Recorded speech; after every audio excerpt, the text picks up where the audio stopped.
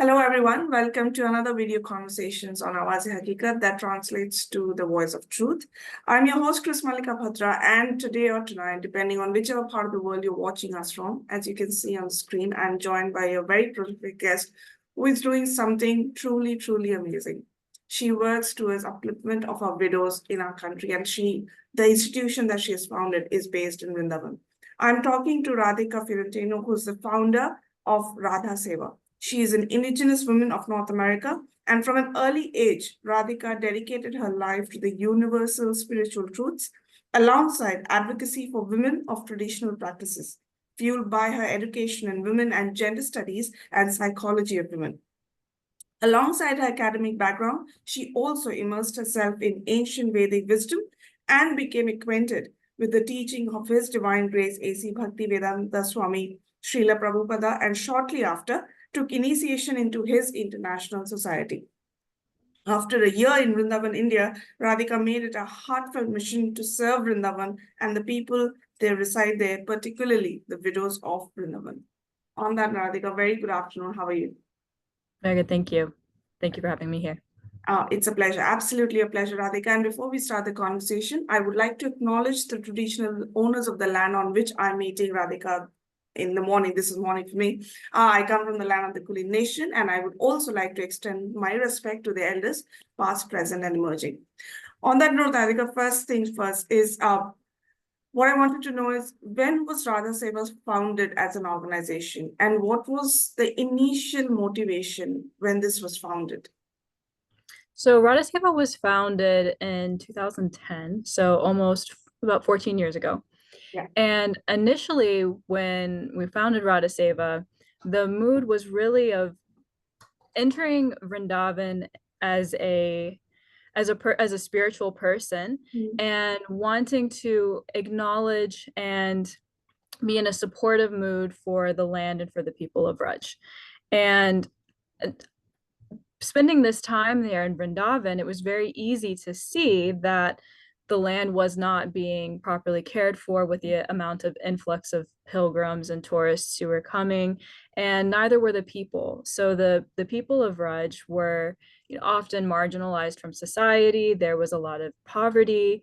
The holy places were turned into essentially landfills overnight with the amount of tourists who were coming there, and also the widows who were coming into Vraj looking for shelter and support also were falling through the cracks of society and left on the streets to beg. And so entering into this spiritual place and seeing all of these difficulties and struggles, it became very apparent that it was truly everyone's responsibility to take a step up, a step forward, to appreciate and honor and acknowledge the sacred space. And so it felt very clear and obvious that if only a little bit could be done, then that little bit should be done. And that if it was something that I was seeing, then it was something that I was certain others were seeing. And I trusted that, this is a global effort that could really come together in a beautiful and wonderful way in supporting of Raj and the people who reside there. So it started off as cleaning the land. And this was something that was really dear to my heart, was seeing that these sacred places, again covered in trash, were becoming landfills. You couldn't see them anymore. And with a little bit of time of cleaning these sacred places, it felt like an easy sort of transition of working with the local community to take care of their homeland, and also to work with the widows. And specifically with the widows, these were women who had been marginalized from society. They had been outcasted, they had been rejected. They came to Vrindavan in a mood of wanting to immerse themselves and to have sanctuary and support.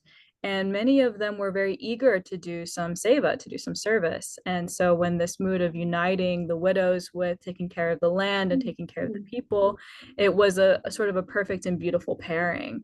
And that's kind of how everything sort of unfolded. And from there, we have a much larger infrastructure that we've been able to work with, and particularly to focus on widow care, as these women have really dedicated themselves to taking care of the land and the community.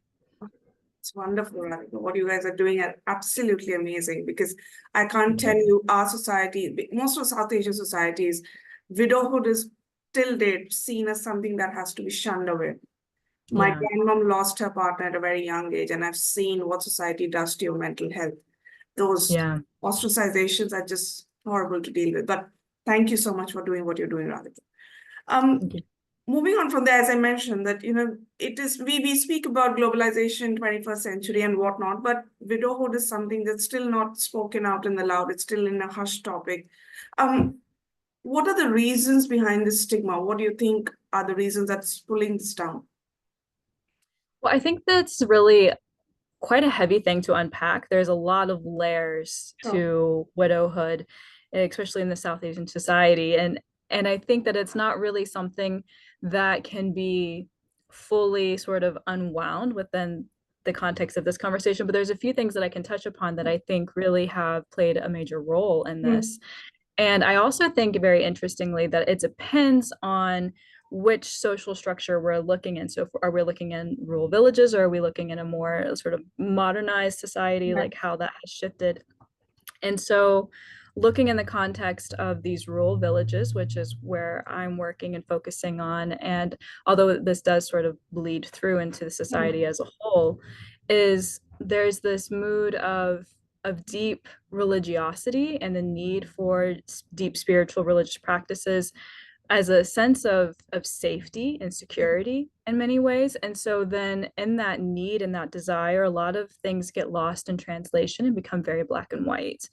And in that also then forms, especially in places where there's a lot of poverty and fear within the society, there becomes these sort of, I would put like superstitions that have maybe formed out of what used to be more primarily like religious, deep and beautiful religious principles.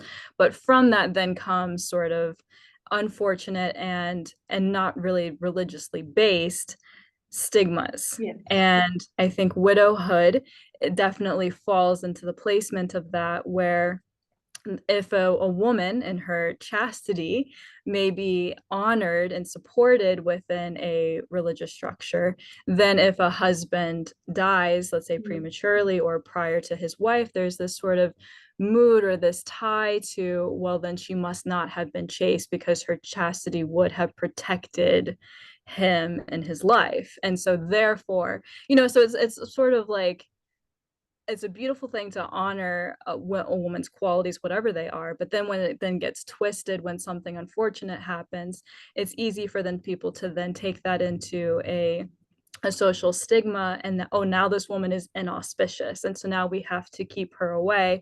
We don't want to have that bad luck or that inauspiciousness brought onto us. And so that's one sphere. And then we also have the whole history of sati, and how sati has played a major role in what it means to be a widowed woman, and what it means to honor your husband, and what that will look like. And that's something I've dove into, have been required to dive into quite deeply. Yeah. But I don't know we have time for quite all of that now. But I think there's a lot of pieces at play when it comes to the social stigma of widows, especially in rural villages. And I think the other element there is also this frustration that comes from people who are in deep poverty of, well, who's going to take care of this person? Yeah. Now she's become a burden. And who is going to take that burden on their shoulders? And so then it's sort of, well, let's just push her away and place her somewhere else so that we don't have to deal with this particular burden.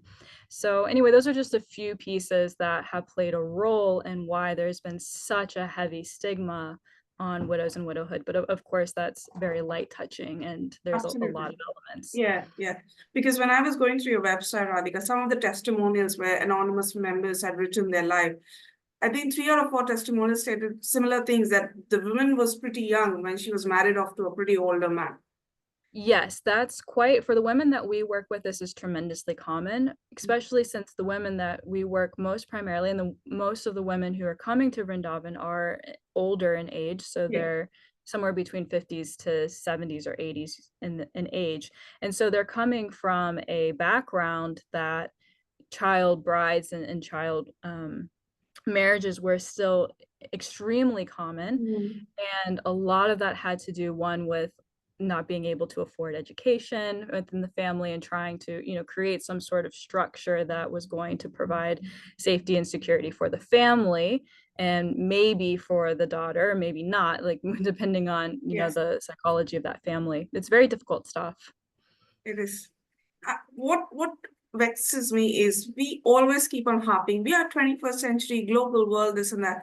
When you look back at the root causes, when deeper structures of the society start coming on, these are the problems we are facing with. These are the major problems that we are facing with on a day-to-day basis. It just, I don't know how to put it into words. All right, Radhika, when these ladies come to you, how do you provide mental, physical, and socioeconomic strength to them at RadhaSeva? So there's a lot of different organizations who have different ways of trying to accommodate and take care of widows, because there's over 20,000 widows in Vrindavan. So there's plenty of room for organizational growth and development to try to support these ladies. What we do is quite unique, actually. I don't think there's any other organization who does what we do.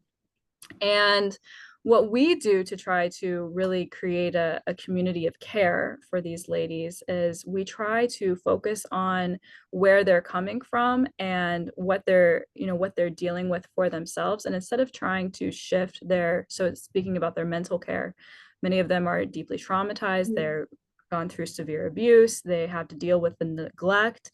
Many of them have, you could go and you've seen some of these testimonies. So some of these women have just gone through absolute horrific and tremendously difficult situations.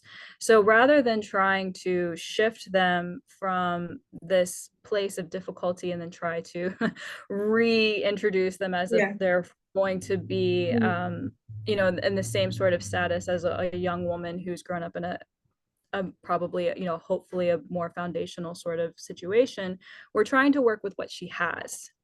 And so mentally, our focus is giving her security, because that's the main thing that these women are suffering and struggling with. And so we're not trying to start to all of a sudden give her a new set of skills that she's never had before. We're trying to work with what she has so she can feel stability and security and safety, so that she doesn't have to have the anxiety of what is now being expected of her to even exist. So we're saying that you're already, whoever you are, however you've come, you are worthy to exist, and you're going to be supported so that you can have the independence that you desire within a social structure that you already understand. And so that's what we work with, is creating social structures that they already understand, that is going to give them stability and support. And we work on helping them develop a sense of community. We work on helping them develop a sense of personal dignity. And that's through having them reintegrate. And I know this is talked about, we'll talk about this a little bit later, but working with the local community so that they have a sense of purpose. And that comes with giving them the opportunity to provide meals for other people who are suffering within the community. So they cook, or they'll clean, as we mentioned, taking care of these holy places. So they feel like they're, caretakers or stewardesses of the land. And many of them were already taking care of the land and water, just as services that they personally felt inspired to do. So we took that and harnessed it and allowed them to grow with that further. So those are some of the things that we do. In addition to that, we provide housing for the ladies that we work with. We provide free and safe and easily accessible medical care. They have meals that the widow ladies cook themselves. So we have over 150 up to 200 ladies who will come and receive meals every day. And so now it's part of a community because they're the ones who are cooking. And so then it's, they can have their particular flavor. Most of these women are coming from West Bengal, so they get to have their Bengali styled cooking. And so we really try to create an environment of care. And a lot of these women are also wanting to go deep in their spiritual practices and take that very seriously. So we have a temple that they can be a part of. and daily services, as well as a structure, sort of place of regularity and stability. So they know what the structure of their day is going to be like, who they're going to be with, who's going to look out for them if they need that type of support. And so in that way, we've created a bit of a container for them so that they have that sense of security. And then with the Seva that they do, whether it's cooking or cleaning or taking care of the land, gardening, then they get a personal stipend for that. So they have independent income, which they can do whatever they like. So in that way, they are being reintegrated, but within a strong container of care. And so then they have, they can buy the things they want. Two sisters who are part of our community just recently built a house for themselves. Amazing. So they have been working with us for years. They saved up some money. We help support them. And so they're really able to create an environment that they feel happy in within their understanding of what dignity and care looks like. So one question, Radhika, that came up in my mind while I was listening to you answer this question is, when I saw my grandmom, I was very young when she lost her partner, but over the years, I saw her literally stick to the color white. Like that unlearning was very difficult, that yes, it is okay for me to wear other colors. That's fine. We tried our best. Now it's a bit better, but now she's almost 80. In your experience, Radhika, what you mentioned is a very perfect example. Women are coming in, they're accepting what you're giving them, economic independence, mental, everything. Has any case ever occurred to you where the woman is so steeped in her beliefs that she's kind of literally said, no, I can't take this. I will rather just stay away from all of this, stay in the darkness? Yes, absolutely. There's a lot of women like that. In fact, most of the women that we work with do wear white. We provide them white saris because that's what they prefer. But of course, some of the women in our community have chosen to start wearing colors. And so we provide that as well. But there definitely have been women who have refused blankets, refused beds, have refused clothing, have refused any sort of care whatsoever. Or if those things were given to them, then they would sort of tuck it in the corner and then just continue to wear these like ragged clothes because they have felt that that is now their identity. And often these women will beg in the streets and they've become so immersed in that sort of mentality that it's very difficult for them to accept even the smallest amount of care. And so it's been almost 15 years of slowly helping these women feel safe, that they are allowed to have proper care. Yes. Even in as much as wearing a clean white sari versus wearing an unclean sari filled with holes, what to speak of allowing her to then wear, light jewelry or a colored sari. So we're slowly trying to help them feel confident in who they are with, whatever that makeup is. But yes, it's very difficult just to allow them to accept the most basic level of care. Yeah. From then on, I was doing also some research on putting up some numbers for you, Radhika. So there's a report which is called the Lumba report. This was released in 2022, which said that there are a staggering 245 million widowed women, across the globe, out of which India alone accounts for approximately 17%. Now, apart from your organization, in your experience also, what other steps have been taken for rehabilitation of these women back into the society?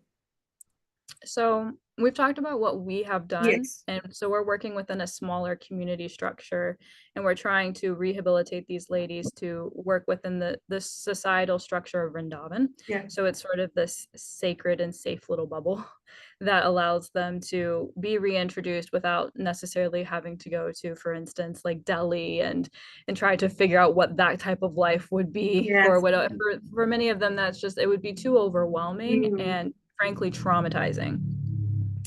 So I would say that, it's a very difficult sort of circumstance to to work towards in helping these ladies be reintroduced. And I think the primary thing that a lot of organizations do is help them try to develop basic skill sets of some type, whether it's cooking or cleaning or sewing or making small gifts, whatever it is that their personal capacities are, so that they feel like they have some level of income that they can do with as they like, while still within a social structure that is supportive for them. But frankly, I would say that a lot of the different organizations that are attempting to put together something that is, very complex, it's difficult. And I've seen many of these organizations fail by wanting to reintroduce women into society without really giving them the time and care that they need. For instance, widows ashrams, where they're trying to create places where they can do a significant amount of sewing and recreating clothes and creating like some sort of like infrastructure for them. In this way, a lot of these ladies, they can't function in it, or they're too old. And so there's a tremendous amount of women who fall through the cracks in that type of structure. And I think it also often doesn't necessarily consider what where their mental space is. And again, a lot of these women are dealing with tremendous amount of trauma. So there's almost this push or force of making sure that they're useful and viable in society, because there's a lot of pressure that these women have to somehow become useful, otherwise they aren't worthy or valuable as human beings. And so there are other organizations who are trying to attempt this, and I think we do a very good job of working with the balance of these women are worthy and deserving of care regardless, because they are human beings and they have gone through a lot.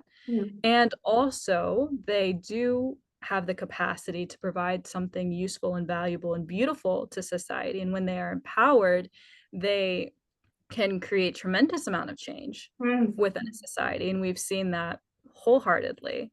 And so I think what the desire really is to help re-enliven these women's spirits. And I think that's the most important aspect, is that when somebody has been pushed down and hurt so tremendously, the most significant thing is to help them see how worthy and valuable they are. And then naturally, whatever their skill sets or qualities or capabilities are, will want to flourish, because they'll want to contribute, they'll want to do something of value. So I think by focusing on their internal dialogue and mood towards themselves is the sort of the key to this placement. And also, I'm not as experienced as you are, Radhika, but from my limited experience, what I've seen is often the woman puts all the blame on herself, that this happened because of something in my past life or whatever. It's amazing, like how you can blame for something that was not in your hands and live with that blame all your life. So I think that is a mindset that needs to be taken out from the society as a whole. Yes, and I think a lot of people sort of forget that element, and so their focus is just, well, they need to be reintegrated, they need to be remarried. And of course, we want to support reintegration, we want to support remarriage if a woman desires that, but the most important thing really is about helping her feel like she's valuable and meaningful as a human being. Yes, absolutely. Thank you, Radhika. Moving on from there is, a South Asian society. I'm a South Asian myself, and I have to tell you this, we put marriages on a pedestal. Like if you are married, you have a different place in the society. And if you're not married, again, something is wrong in you. As a woman, I'm not a woman. Yeah. Why do you think we still keep putting marriages on a high pedestal? I think, again, this sort of shifts depending on the social economic status of a person. So I do, and I have seen that the pedestal exists sort of regardless, but the reason for it sort of changes depending on whether you're, living in a higher society and let's just say Delhi, for instance, or if you're living in a rural village. And I think that for a lot of women, being married and it's put on a pedestal is sort of this understanding of, oh, again, this person is valuable, she's worthy, somebody has acknowledged her worthiness or her ability to be valuable, and so therefore she has been accepted by someone. I think there's also this mood for a lot of people that this pedestal is there as the family line has been secured, the lineage is secure, the ability to grow financially, possibly there's maybe some security in that. For these women who lived in these rural villages, marriage is a sense of survival.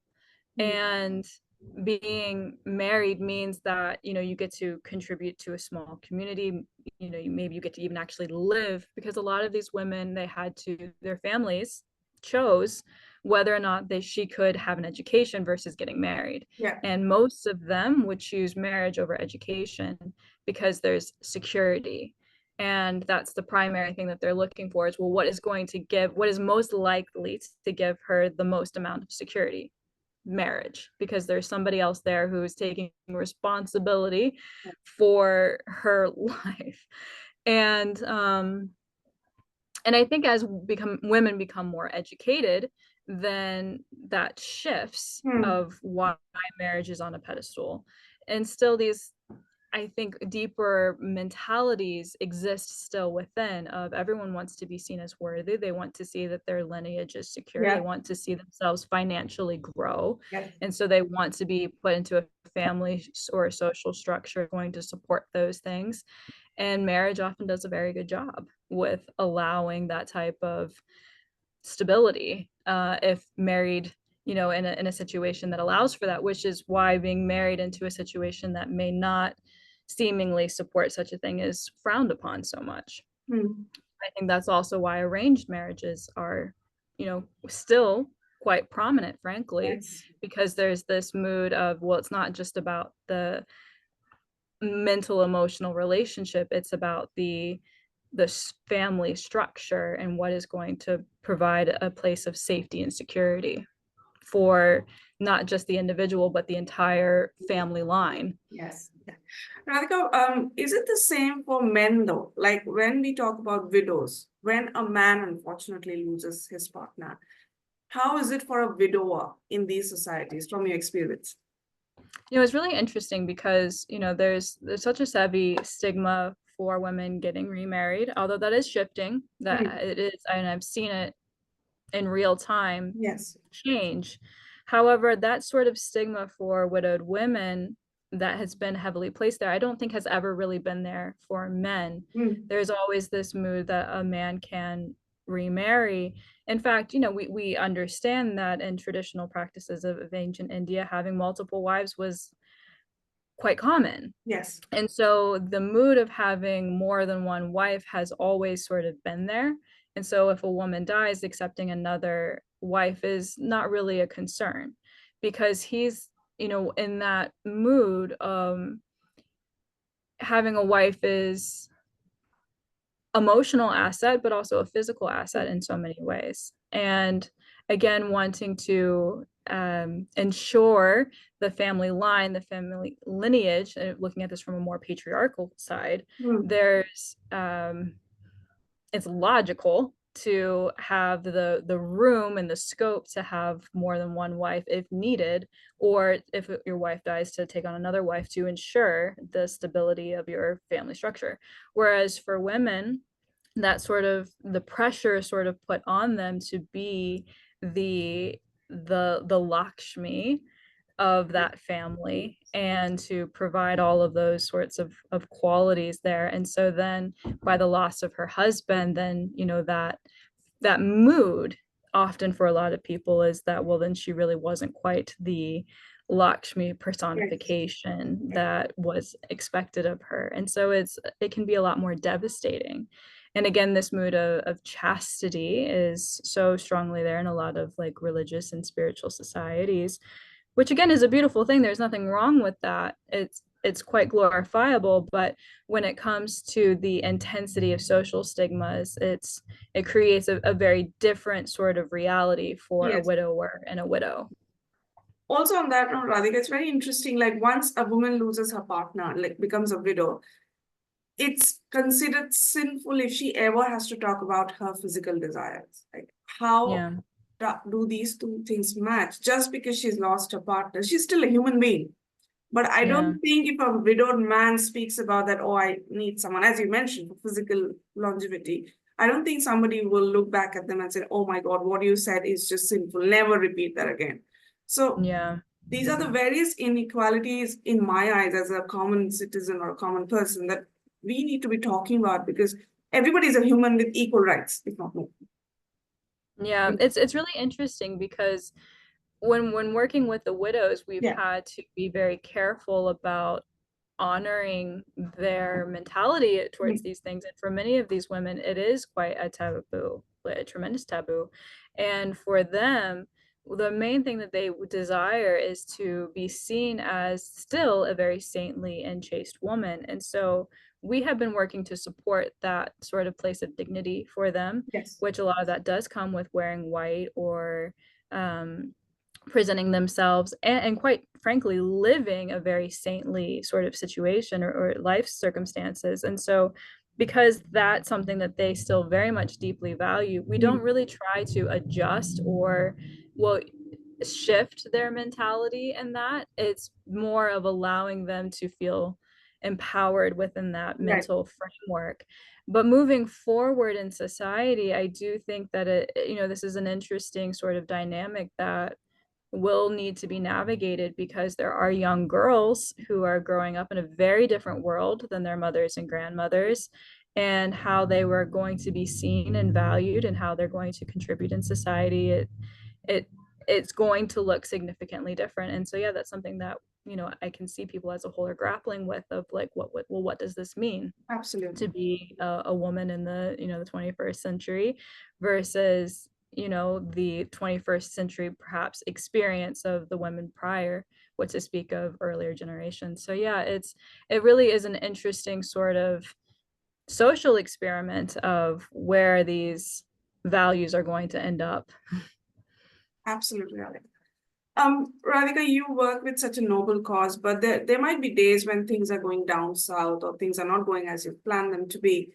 On those days, or in general, how do you take care of your mental health?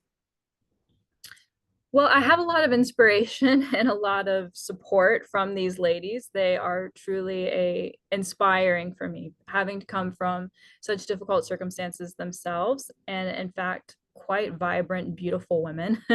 And they get up every day with such strength and vitality. And those who are part of our active community, there's women who are just doing the unthinkable in terms of their ability to contribute and support others, feeding hundreds of people, taking care of sacred land multiple times a day. They have so much vitality and so much devotion within their being that they themselves alone, I think, really keep me uplifted. And they keep me focused, and they allow me to understand that really the goal for my life is to ensure their security and support as much as possible. And so it's difficult for me to have a bad day in the space of so many wonderful women who have been so alive and empowered. And I think when the days that I do have human moments, then I am able to just take a step back and trust that the work and the service continues without my, ever-present persona existing, and they allow for that space too, so that I'm able to re-enter into my sense of being and maintain my own spiritual pursuits, because this did start as a spiritual journey. And in that regard, I feel, I get to feel supported and loved by them as well, which is quite a wonderful experience. And so it allows for that beautiful dynamic. Absolutely. And one last question, Radhika, is what would be your message to our listeners? Well, I would say that the most beautiful thing that we can do with other human beings, regardless of who they are, is to take a moment to step outside of our own understanding of social structures or societal expectations, or what we even deem as right and wrong, or good or bad, and be willing to take a moment and experience it from another person's individual place of Yeah. realization and reality. And when we're able to do that, then it truly cultivates a sense of compassion and understanding. And when we're able to do that, then it allows for our scope of community and connection and humanness to expand tremendously. And then it also, I think, allows for that sharing of space, whether it's financial sharing through gift giving or donating to a noble cause, or sharing personal resources or sharing individual insights, or as these ladies are sharing their personal wisdom and their small capacities. And in that way, when we're willing to be humble and we're willing to allow for a broader expanded mindset or mentality, then everyone becomes uplifted and supported by that. Yeah. And I really think that that has been the lesson for me, is to really be able to deepen my own perspective and expand my own perspective of what it means to be a human in this world and how to live with grace and dignity. And when we allow for that, then everything becomes successful. Absolutely. I totally agree that we need more empathy, and now more than ever. Radhika, where can, if someone were to be interested in donating or getting in touch for whatever reasons, where can they find RadhaSeva on social media? So on social media, you can find us at RadhaSeva on our Facebook platform, or you can find us at RadhaSeva on our Instagram platform. You can also find us at radharani.com on our website. But our Facebook and Instagram platforms are wonderful places where you can see all the work happening essentially in real time. So you can, hear the ladies' stories. You can see their meal distribution to so many women in the community. You can see what they're cleaning and maintaining. So we try to have a relatively active and lively space on our Facebook page and Instagram. So those are places that you can see and what's going on and participate in. Thank you, Radhika. To our listeners and audiences now, so this was Radhika from RadhaSeva. She is the founder of this organization. They take care of widowed women in Vrindavan. If you've heard us for the first time, if you've seen us for the first time, I really hope what was discussed in this video, what Radhika mentioned through her journey as a founder of this amazingly noble organization, please take a minute to take away from what you can. And I love the way she summarized everything in saying we need empathy. We need to step out of our comfort zone and look at the world in a third world perspective. And if you've heard me for the first time, I hope you like the content that I put on the table. If you've got any thoughts or comments, even after this conversation, please write to me at Awaz-e-Haqiqat@gmail.com, or you can reach out to me on Facebook, Instagram, and YouTube as Awaz-e-Haqiqat as well. On that note, Radhika, this was one of the most inspiring conversations I've had in a long, long time. Hats off to you for what you're doing. I'm inspired, and I'm sure many other people will stand inspired when they hear your work. And I wish you the best of luck, and I wish all those women more love and strength. I hope I can meet them one day whenever I get to Vrindavan in my life, one day for sure. Yes, please. Anybody who wants to come and visit and see the work that we're doing, our doors are open, so you can actively participate in all the different engagements that the ladies are working on. And it was very wonderful meeting you as well. So thank you for inviting me. And I'm coming with blessings from the widows of Vrindavan, so they all share their love and support as well. So thank you so much. Thank you, Radhika. Thank you, and wishing you all the best. Thank you so much. Thank you.